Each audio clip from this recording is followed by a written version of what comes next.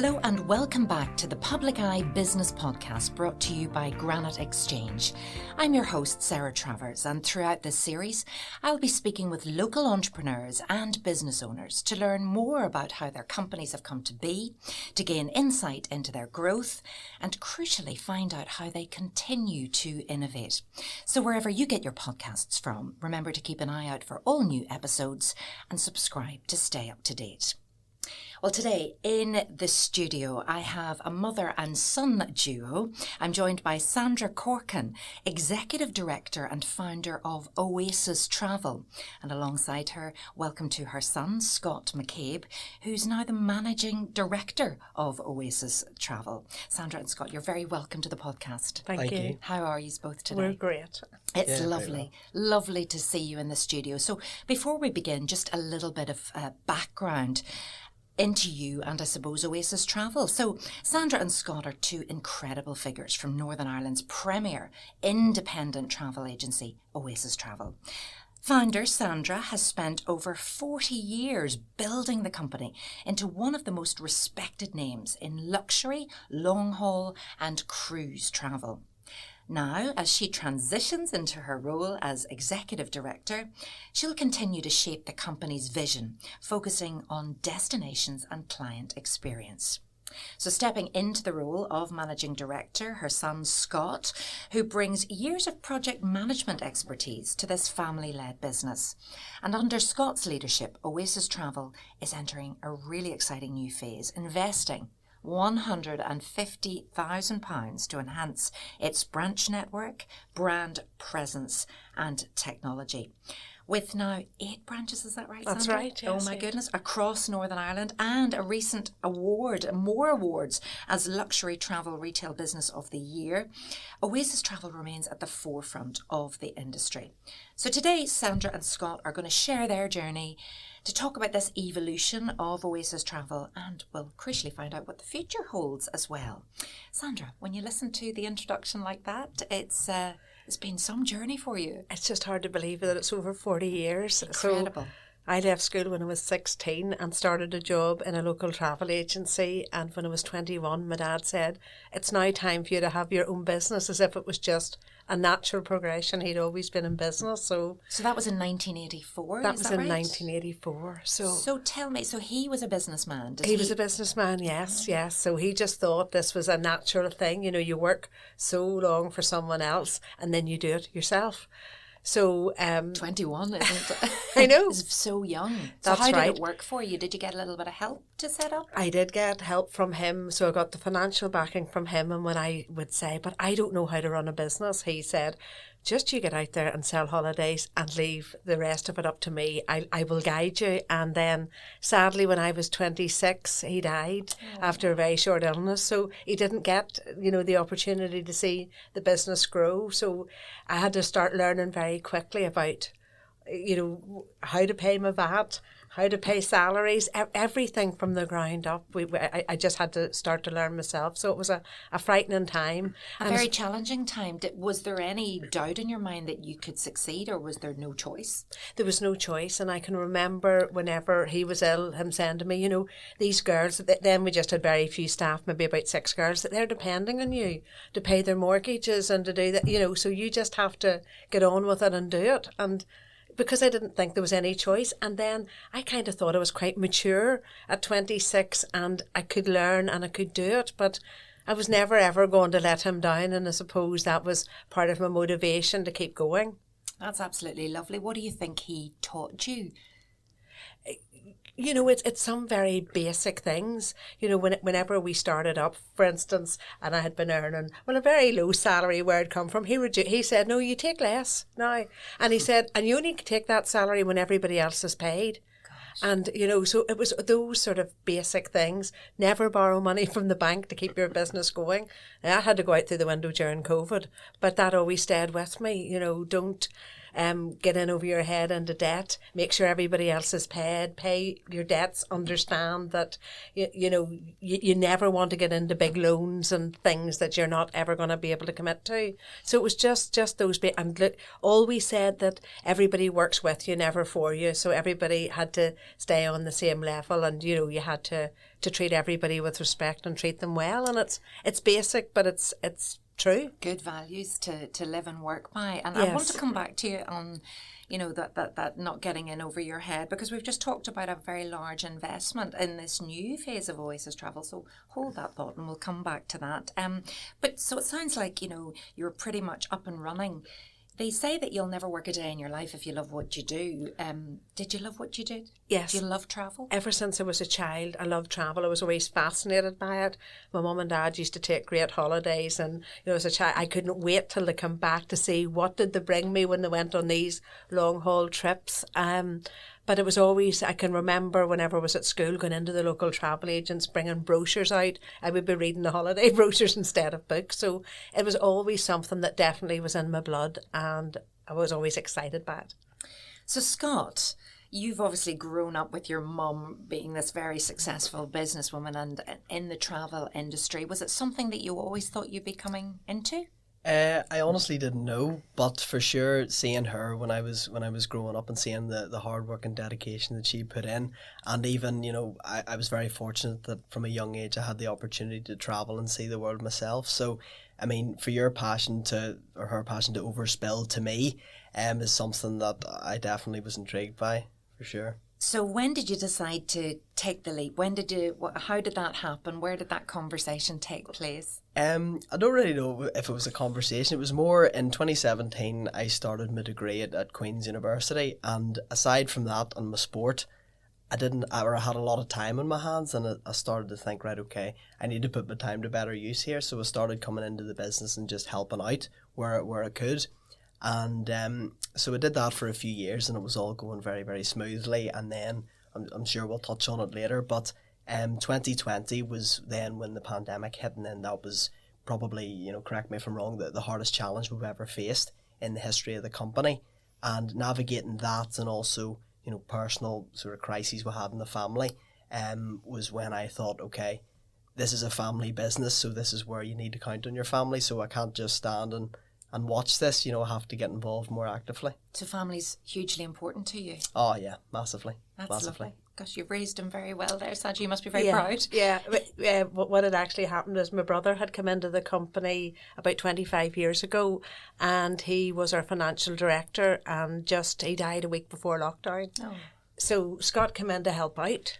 And it was after a very short illness, so we were all absolutely devastated, because he had been a great, a great advisor to me and a help, and I suppose not really a father figure, but somebody had worked with every day. He always filled you full of confidence, was always very optimistic. So I kind of thought, surely this couldn't happen again. He was the same age as my dad. Oh goodness! So another shock. So exactly. another shock, History just a few repeating. months. Yes. And I thought, oh no, I'm not really going to be left to do this again. And then when Scott came in to help out, it really became clear that he was able to offer so many, he was able to see it from a different perspective.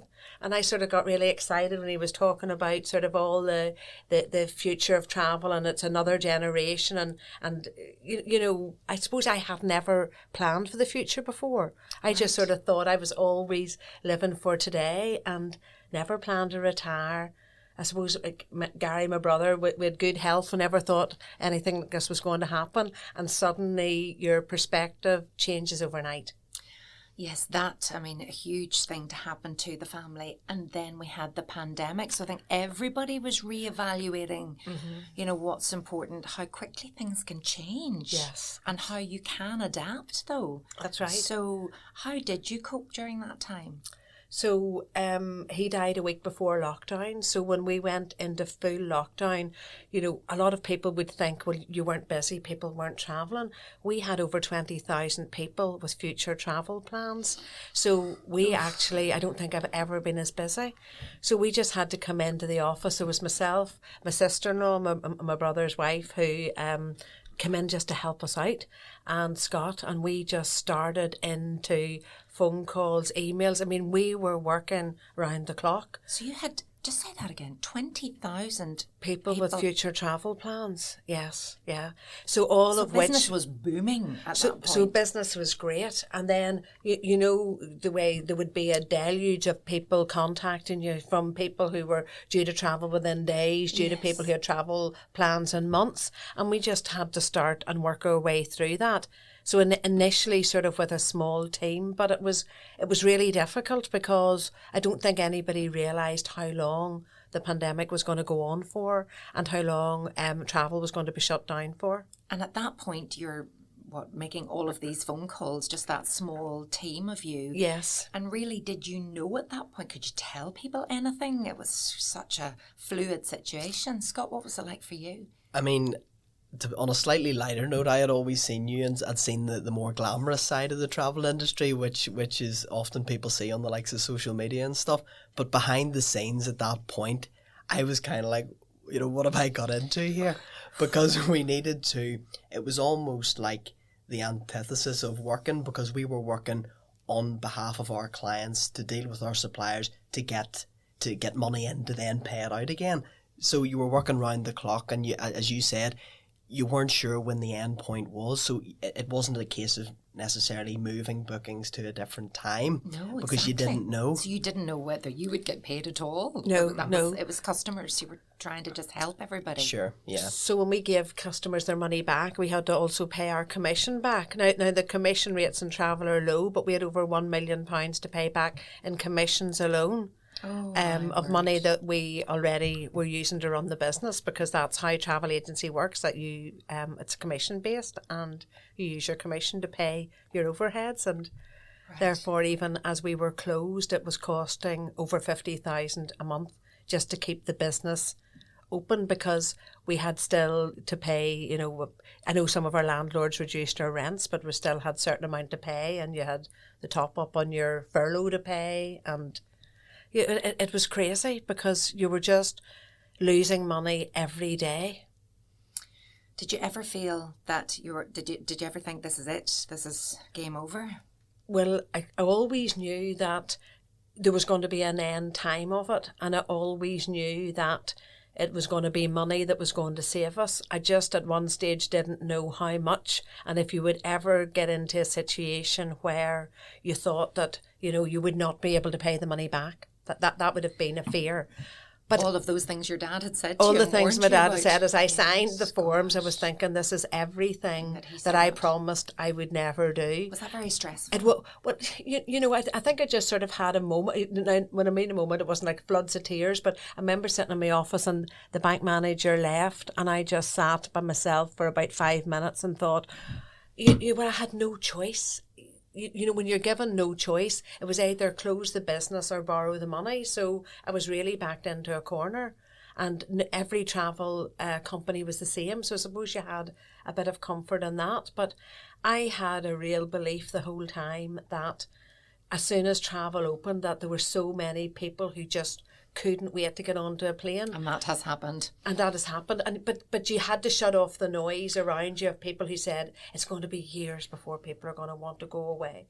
You know, you had to go, no, it's not. I know this. This has been my business for then 35 years.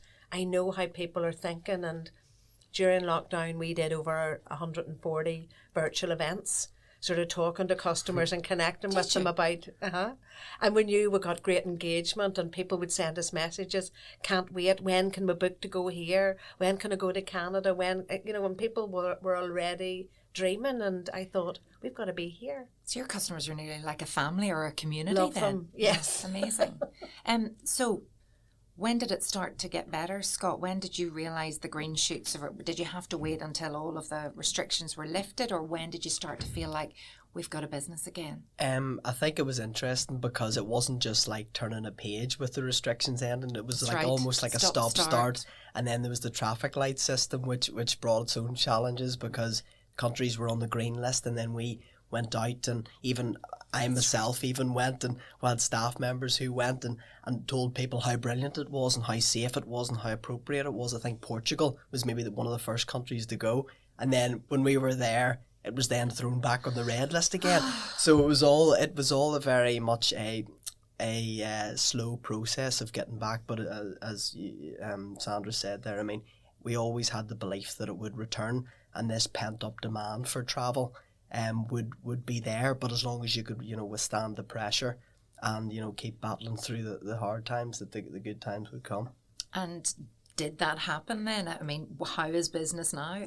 I just looked. Did you have the 8 branches then, or is that all something that's happened recently? Well, we've added some recently. We have now one up in Warren Point, which is our branches are usually in a cluster between Hollywood, Bangor, Lisburn and Belfast.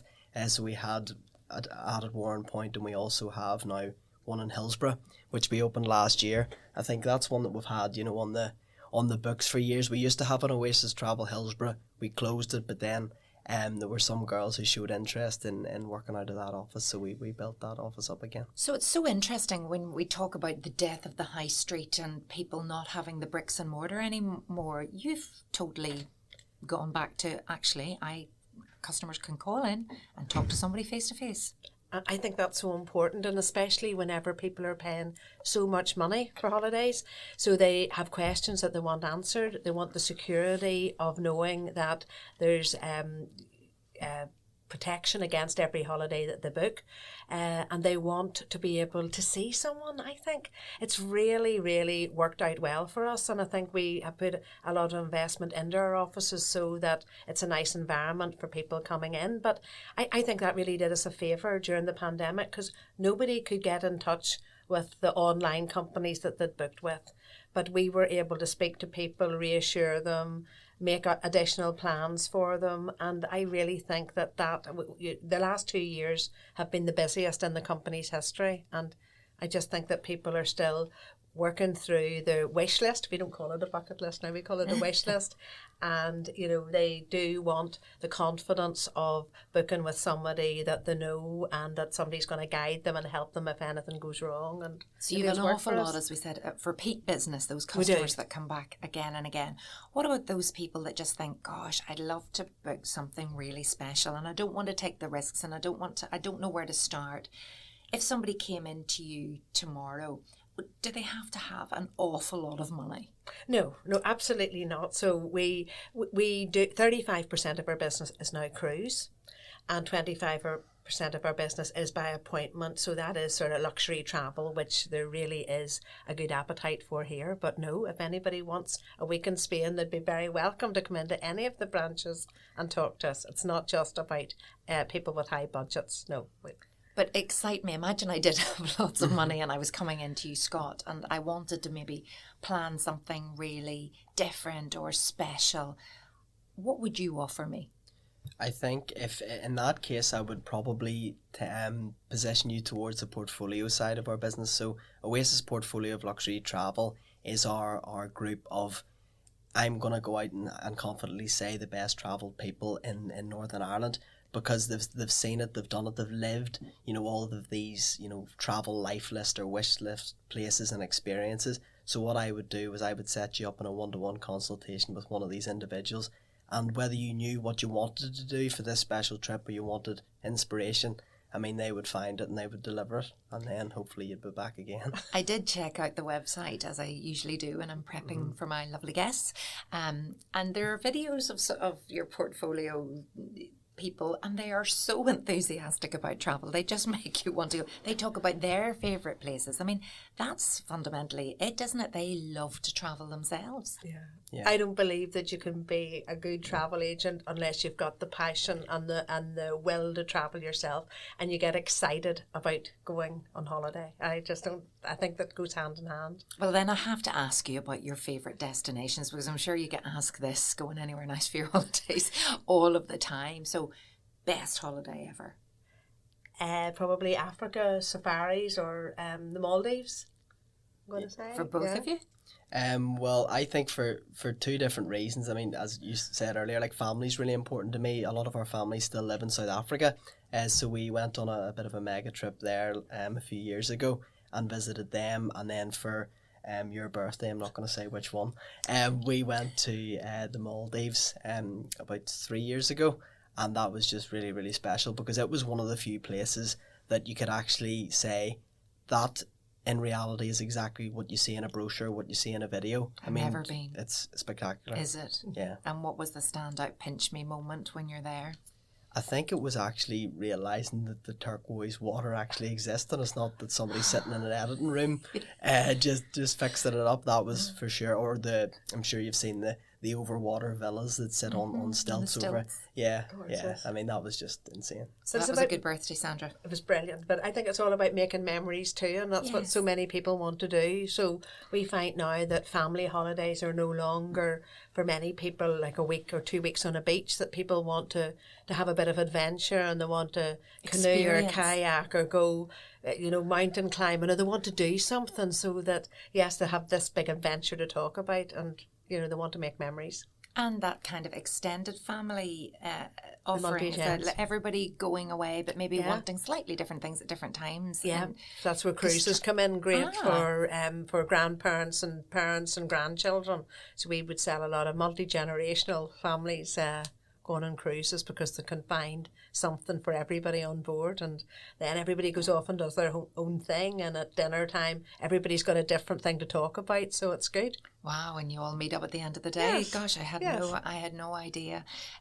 How's it going then, working together? Because I know at the time we're recording this, it's March, and Scott, you came into post at the start of the year. Mm-hmm. So how's it going?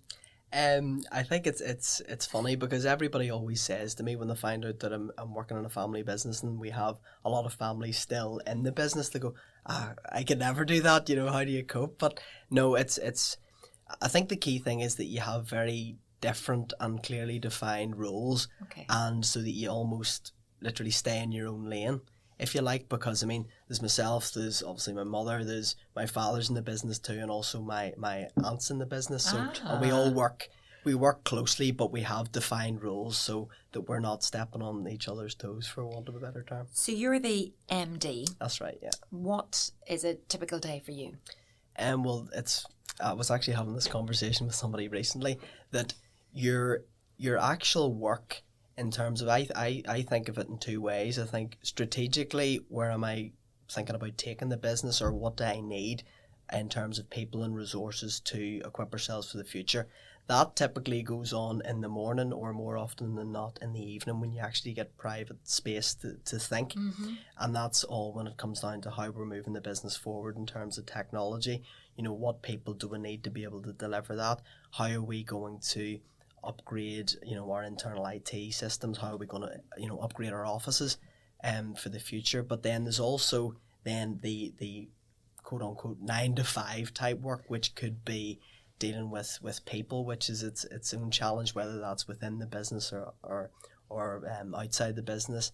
It's, we're obviously navigating change ourselves right now, so we're expanding our executive team, and also just making sure that I am the go-to person for certain activities, whether that is marketing, or it could be HR, or it could be different pieces of promotional activity that we've got going on.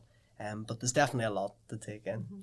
So loads in there that I'm going to try and unpick, but I'm just wondering, in terms of you coming in as the son in the family business, what was the response from staff? And did you find that people were often turning around to asking your mum the question when they should have been coming to you? I'm just curious. Sure. No, the good thing is that I'd been there for a good few years before that. Of course. So I always took the stance of, I need to earn everybody's respect here, because everybody, whether they say it to you or not, or say it behind your back, they're always thinking, right, you're the son here, you will naturally be given this, or be handed this, or this is naturally just the way things will go.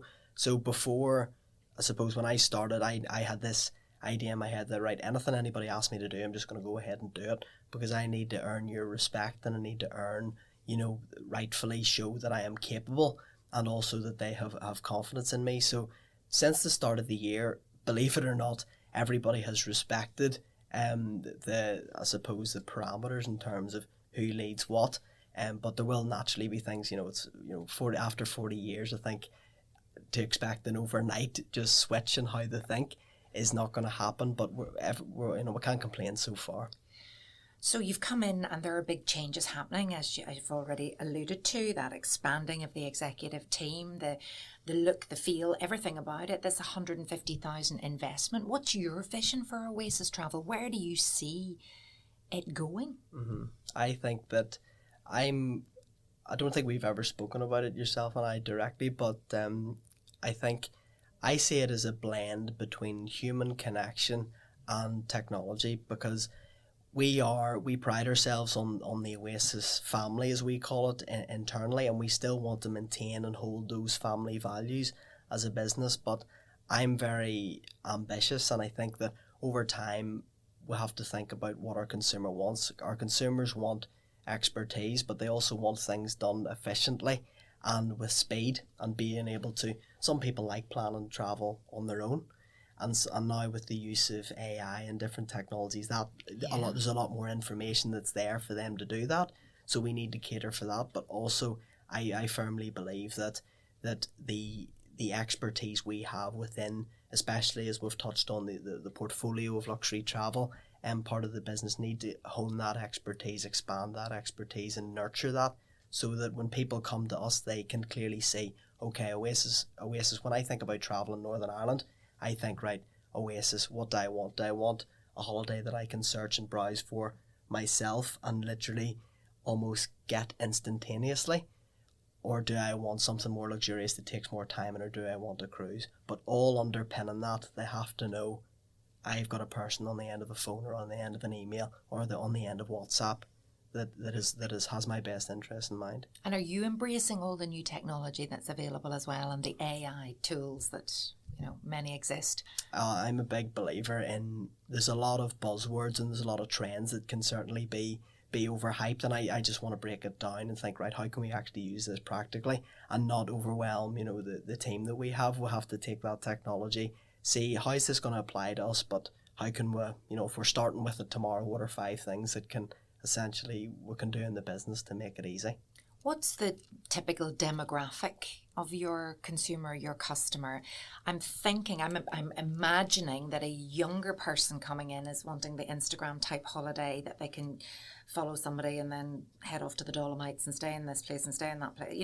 That's what I imagine. And I think that older people have the time to come in and sit down and talk to the travel agent. Am I correct? You're absolutely right. And I suppose that was one of the real appeal about getting somebody younger into the company, because the demographic of our customers would be maybe more my age group than Scott's. But there definitely are younger people who are looking for those Instagrammable places to go to. And, whenever we have already been and we've discovered them, it's really good that we can recommend that. So it's just getting that information out there in the way that we would have been using Facebook and traditional things, but Scott's got better ideas than I have. Well, I think that it's funny now, because there are clients within certain demographics that would come in and tell you what they want, or they might describe what they want.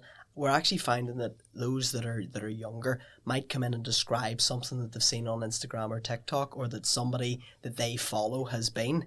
And sometimes we're able to, it's not always a case of saying, listen, I've seen this trek in Costa Rica on TikTok. I think it's Costa Rica, or some rainforest, or some experience that they've seen that such an influencer has done. How much is that? And then you price it all out, and it's different than what they anticipated it to be.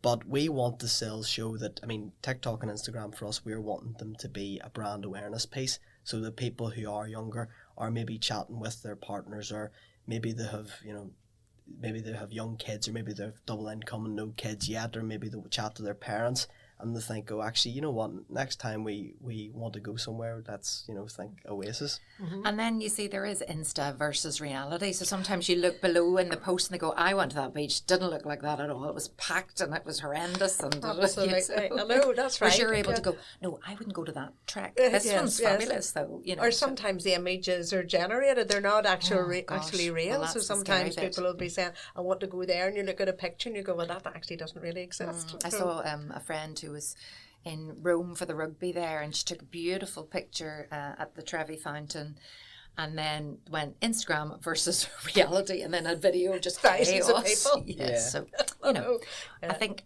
But we're still very much enticed by the beautiful image, aren't we? Yes, And that's yes. how important is the website and what you push out there to get that person in that weak moment where they're like, I need a holiday. I think it's really important, yeah, because I think it's making dreams come true, isn't it? And that dream starts with a picture in your mind or the picture in the brochure on the website. So I think it's really important. But you're right, there's a lot of places that are busy, and what we do is try to find places that are a wee bit off the beaten track, you know, those Greek islands that maybe have just hundreds of people and a few hotels, and they're really, you know, the Shirley Valentine places rather than the, you know, the busy, more designer islands. But that's what we love to do. I think it's definitely a really important part of our job that we go exploring so that we know what we're recommending. So a lot of our staff are very well travelled. That's so important. Yeah, and holidays, it is just about making memories. I love my holidays, and you know, I absolutely ring fence holidays all through the year. They're literally what gets me through. I just love them. And I think even with my kids and everything, it's all those little stories. We seem to remember the time we're in the swimming pool or the meal we had and the occasion we did this. It really becomes that lovely photo album of memories. And it's a real priority. I mean, I think that people now tend to travel a few times a year. Whenever Oasis opened, it was definitely that 2-week holiday that everybody went on once a year, and they lived for the 50 weeks of the year looking forward to the next. But now, you know, it's not unusual for people to be away 3 or 4 times a year. And what do you think about that? You know, we're seeing all the anti-tourism protests in parts of Europe and tourism taxes and everything. You know, protecting the planet too and protecting where people live. How important is that to you, and choosing the right locations where people are welcome? Well, it is really important, and we work with the tour operators now that promote responsible tourism.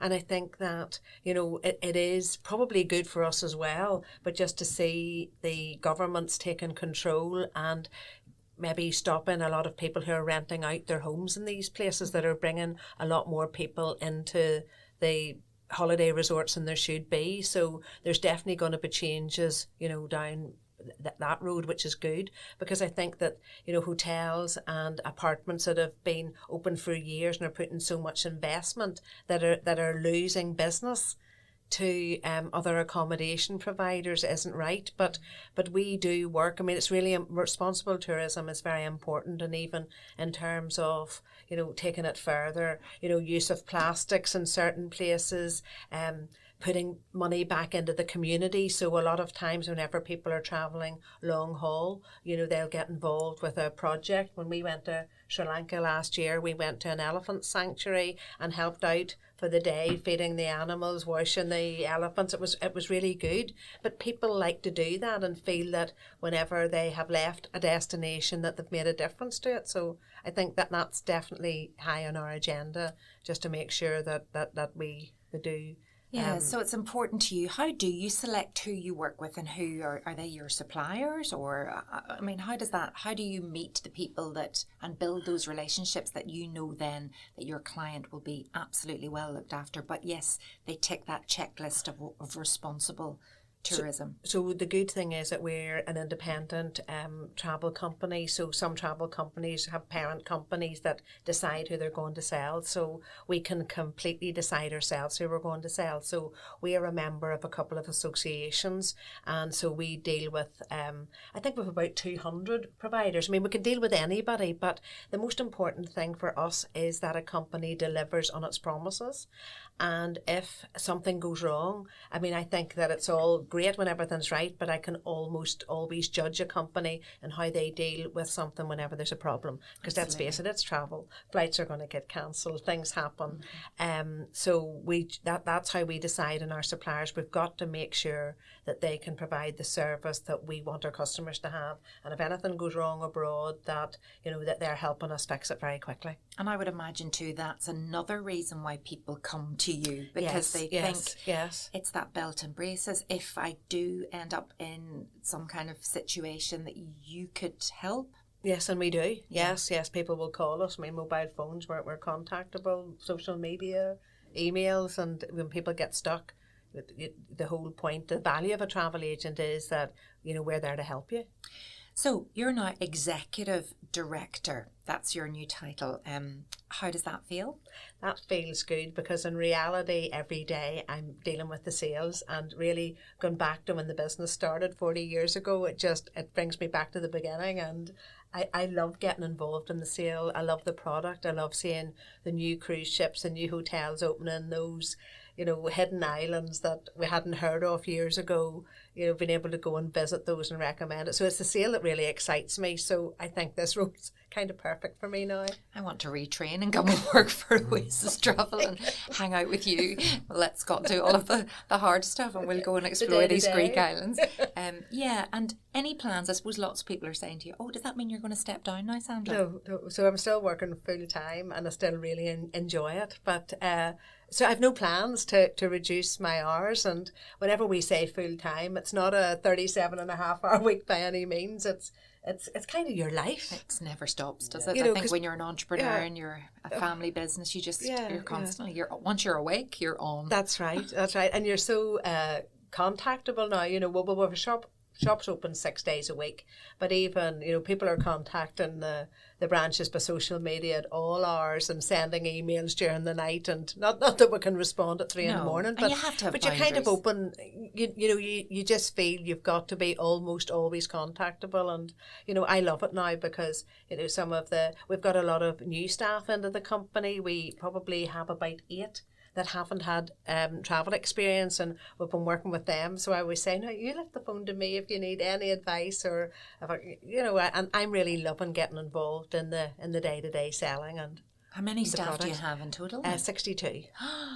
Wow. And when people come to work for Oasis Travel, who do you look for? Why do they end up working for you, and do you retain them? Yes. I mean, we would have staff who have been with us for 30-something years. We've people that kind of grown up together, a few of us. But the thing that we look for, the most important thing for me is personality. Somebody who can really, get on well with the customers. Somebody who is really, in their heart, is there to deliver an exceptional service, and somebody who really people who enjoy conversations and that get excited when people are travelling. You have to get excited with somebody. We're not.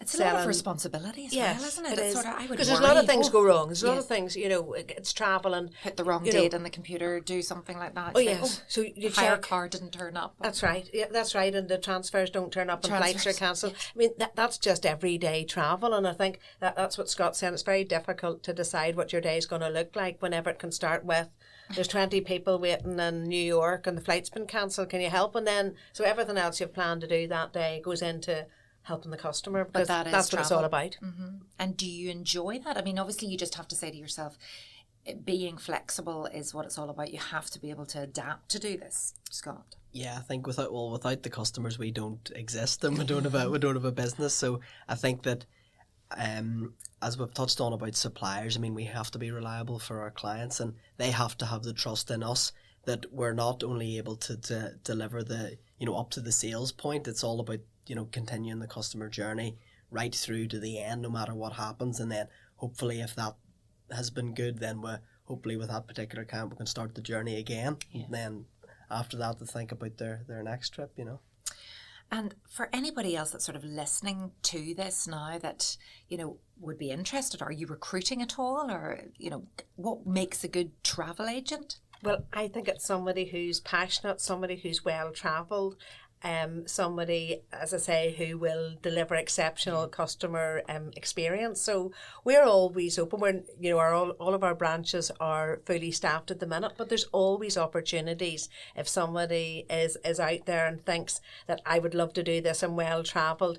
Now people can think it's very easy because I can book a holiday myself sitting in the house. There's much, much more to it all. There's all the travel law. So anybody coming into the company has to do sort of 6 months almost classroom based, first of all, and that's where Peter comes in and he trains.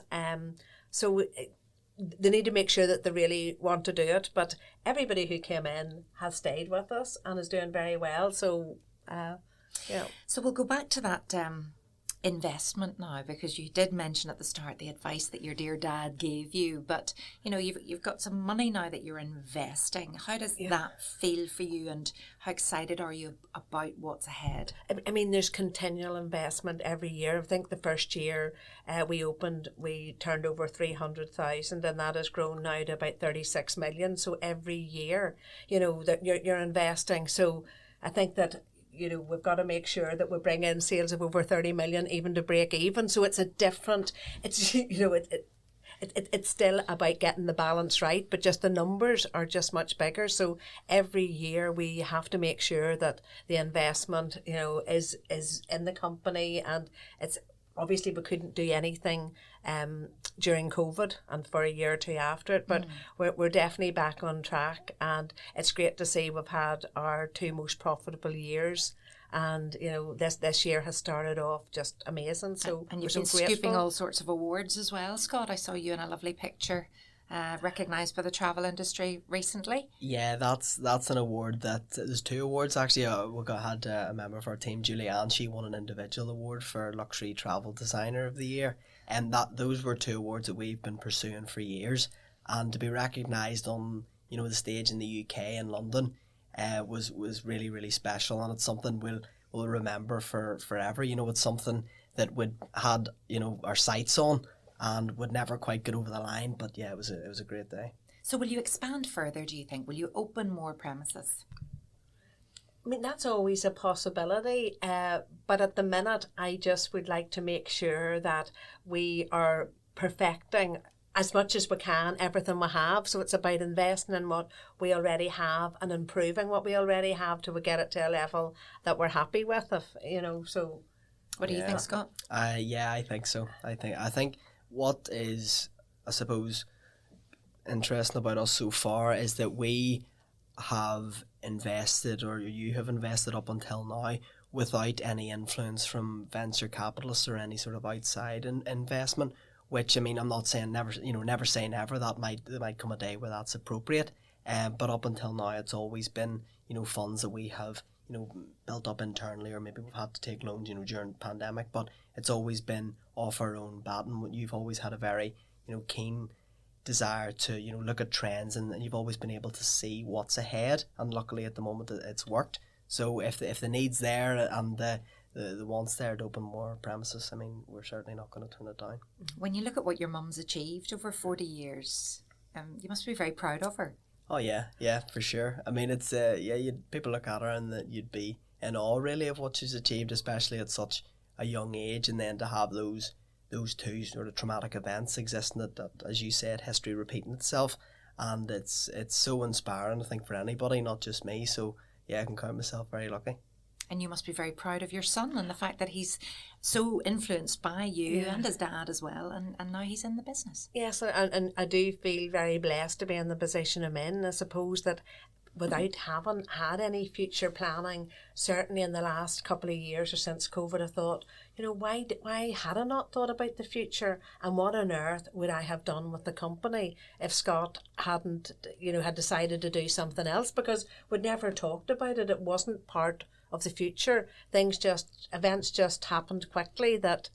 And Scott's your one and only. Yes. Your so one and only child. So I'm so fortunate, because it is a big responsibility. And if you want to grow the company, and I'm 62 now, you know, you do start to think, do I want to be living and breathing this on my own going forward for the next 10 years? You know, what is the future going to be like? And you know, when things happen like it did with my brother and my dad, it just makes you a little bit, you know, nervous. And, you know, moving from that sort of mother-son relationship to now being the business leaders, how's that been? I think it's been good, because we're working in separate projects. We're in separate offices, so we meet once a week and we have a team meeting with the rest of the executive team. But you know, as Scott said, we tend to stick to our own lanes, and that's good. So it's worked really, really well, and we haven't really come across a situation where we're thinking that differently. What I really see the business doing is looking more towards the portfolio division and growing that division, because it's definitely, that would have been 10% of our business a few years ago. It's 25% of our business. So that says to me that people are looking for those appointments, to be able to sit down in an office and discuss sort of those dream holidays with people who have loads of travel expertise and are able to recommend, is definitely what a lot of people are looking for. So that's the future, I think. And has it been a steep learning curve for you, even though you've been in the company for a while now? Oh yeah, it'll be a steep learning curve forever, I think. Yeah, and I think I'll never want to stop learning, and every day will be a school day, as they say, and it'll always be new challenges. And again, it's something I'm conscious of. People will look at me and go, well, he's very young to be in the position he's in, and that's true. So I mean, I'm in no position to ever stop expanding my horizons, if you like. Sandra, what's the proudest moment of your career with Oasis Travel?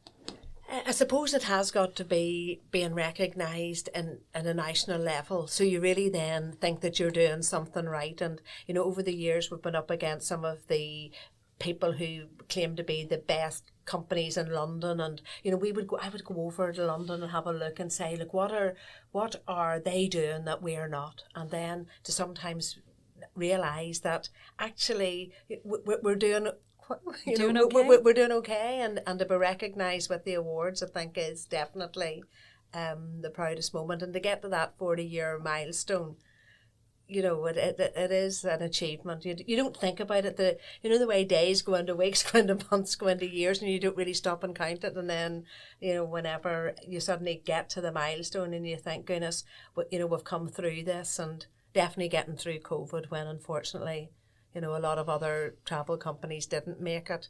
You know, you think, well, okay, we did have to go through the difficult time, but we'll come out the other side of it, and you know, everything has turned out very well. So how do you both unwind or find balance after your very busy days, Scott? I'm quite an intense person, so I don't really see it as unwinding. I just think of myself as just lifting out of work and plugging into something else. So constant coiled spring. Yeah. So it could be like, I mean, so when for example, yesterday, it was like finish work and go straight and play hockey and then go and sleep. Or it would be going, even if I'm catching up with friends, or whether I'm doing some other athletic activity, because I love my sport. You're very sporty. So it has to always have to be doing something. So I don't think it's unwinding. It's more just like, I suppose, lifting your energy and shifting it somewhere else. There's no lying around watching telly for you. No. Everyone's always like, oh, have you seen this or have you seen that? And I'm like, no, unfortunately I haven't. Or they're like, I'm a big fan of movies, and this is probably quite a strange thing to say, but I like movies because at least you can watch it and it's 2 hours and then you can move on, whereas I don't have the time to commit to a series. I tell you, that's a driven person. Are you the same, Sandra? I'm trying to build my energy, but the last couple of years we have gotten involved heavily with a couple of charity events that have involved cycling. So cycling in Italy, cycling in different places. Fabulous. And last year it was actually getting a team from Oasis to cycle the periphery of Northern Ireland to raise awareness of pancreatic cancer. So mine has been then getting back on the bike or doing stuff early morning, because I don't have the energy after work. So I've got to invest at 6:30 in the morning. I'm afraid not at 6:30 in the evening. Fair play to you, and you do it, and do you it. continue Yes, to do it, it. and you're Yes. obviously energised by that. Yes. So thank you so much, both of you, for being in the studio today. I have one final question to ask you, and it's the one that I ask all of the guests. The purpose of this podcast is to inspire existing business owners and ambitious entrepreneurs to grow their business by offering an insight into the success of businesses such as Oasis Travel. But what advice would you give to people who may have a business idea but have no idea where to begin, or are unsure as to whether the risk is worth taking? Scott first. Yeah, I suppose I'm still, starting out my journey myself. But one thing I'd say is that I think it's really important to be energetic and enthusiastic about what you're doing, and always, no matter if the good days and the bad days will come, but show up every single day and be willing to be there for the turns, because good times don't last, bad times don't last, and just be conscious of that. But always show up with energy, show up with a passion. And finally, I would say, be humble when the times are good, and be optimistic when it gets hard. Lovely. Sandra, you are the entrepreneur. It all started with you.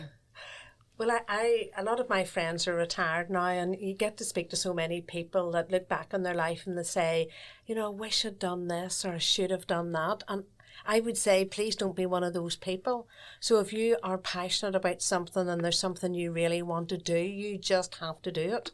And there's so many things available. There's so many grants and funding and business coaching that wasn't available whenever I started. So I would take advantage of everything out there. But you look forward and make sure that you don't want to be one of those people that said, I wish. You want to be the person that said, I gave it a go. And that's exactly what you did. And look at the success. Thank you so much to Scott and Sandra, to our mother and son duo, for joining me today. Good luck with Oasis Travel and whatever the future holds. I'll be watching and I'll be booking a holiday shortly. You've totally whet my appetite. I'm dreaming of those Greek islands. I hope everybody's enjoyed this episode. You can tune in again for another fantastic episode of the Public Eye podcast. Just check out the wherever you get your podcasts from, and I'll see you next time. This podcast was recorded in Granite Podcast Studio. Interested in starting up your own podcast but don't know how? Granite Podcast Studio can help. Record your podcast in our state-of-the-art studio, which is based in the heart of Newry City. Our studio has cutting-edge and user-friendly technology and can seat up to 4 people. We also provide an editing service for our team, using your guidance and editing notes to provide you with a flawless finished product, leaving your listeners wanting more. For more information on how you can get started, visit www.granitepodcaststudio.com.